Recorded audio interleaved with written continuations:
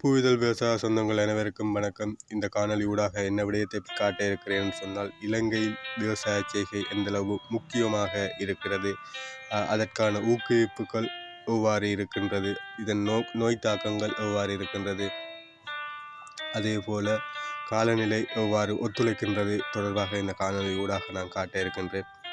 இப்போது பார்த்தீங்கன்னு சொன்னால், இந்த வெங்காய செய்கை அறுவடை முடிந்த பின்னர் ஒரு கொட்டிலில் சேமித்து வைக்கப்பட்டிருக்கின்றது, பதப்படுத்தி வைக்கப்பட்டிருக்கின்றது. இதற்கான காரணம் 2 காரணங்களை நாங்கள் கூறிக்கொள்ள முடியும். அதில் ஒரு காரணம் பார்த்தீர்கள்னு சொன்னால், அடுத்த முறை நடுகை செய்வதற்காக இந்த வெங்காயங்களை சேகரித்து வைக்கப்பட்டிருக்கிறது என்று கூற முடியும்.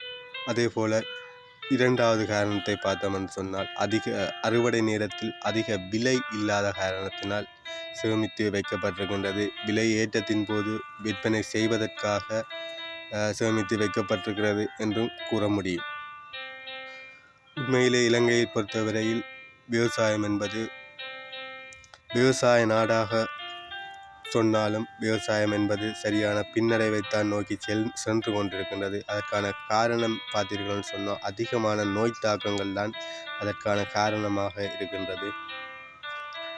அதற்குரிய மருந்துகள் இல்லாத பட்சத்திலும் அதிகமான விலைகள் கொடுத்து அந்த மருந்துகளை வாங்கி நோய் தாக்கங்களில் இருந்து பாதுகாத்து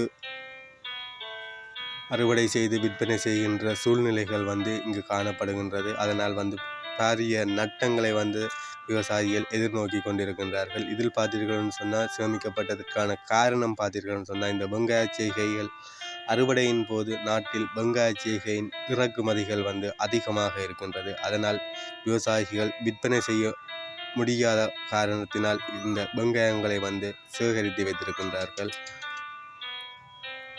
சேகரித்த பின்னர் அதிக விலை விற்கின்ற நேரத்தில் இந்த வெங்காயங்களை விற்பனை செய்வதற்காக வைத்திருக்கின்றார்கள். ஆனால் இருந்தும் இதில் கூட பாரிய நட்டத்தினை தான் விவசாயிகள் எதிர்நோக்குகின்ற சூழ்நிலை ஏற்படுகின்றது. காரணம் என்னென்னு சொன்னால், வெங்காயம் பழுதடையக்கூடியது. அதனை விட உடனே விற்பனை செய்கின்ற நிறை இருக்காது பிற்பாடு விற்கும் போது.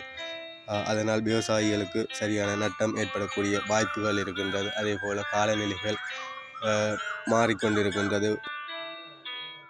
கோடை காலங்களில் கூட மழைகள் பெய்கின்றது. வெங்காயம் பிடுங்கி அடுக்கப்பட்ட நிலையில் கூட விவசாயிகள் இந்த மழையில் பாதிக்கப்பட்டிருக்கின்றார்கள். அவ்வாறான சூழ்நிலைகளிலும் இந்த விவசாய செய்கைகளை முன்னெடுக்கின்ற பட்சத்தில் இறக்குமதிகள் என்பது திட்டமிட்டபடி விவசாயிகளுக்கு தீமையை விளைவிக்கின்ற வகையில் இந்த இறக்குமதிகள் இருக்கின்றது என கூற முடியும். இந்த வெங்காய செய்கை மட்டுமல்ல, உருளைக்கிழங்கு செய்கையில் கூட அறுவடை நேரத்தில் அதிகமான இறக்குமதிகள் இலங்கையில் காணப்படுகின்றது. ஆகவே இந்த விவசாயிகளுக்கு ஒரு முக்கியத்துவம் இல்லாத ஒரு நாடாக இந்த இலங்கை காணப்படுகின்றது.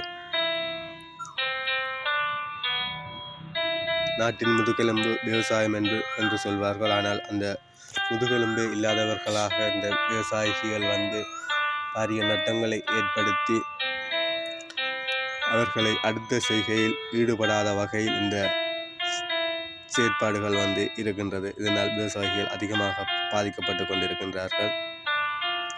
ஆகவே விவசாயம் என்பது நாட்டின் ஒரு பிரதானமான ஒரு தேவை. அதே போல விவசாயிகளும் நன்மை பெற வேண்டும், லாபம் பெற வேண்டும், அடுத்தடுத்த செய்கைகளை மேற்கொள்ள வேண்டும் என்பதற்காக இந்த அரசாங்கம் பல திட்டங்களை முன்வைத்து இந்த விவசாயிகளுக்கு சரியான முறையில்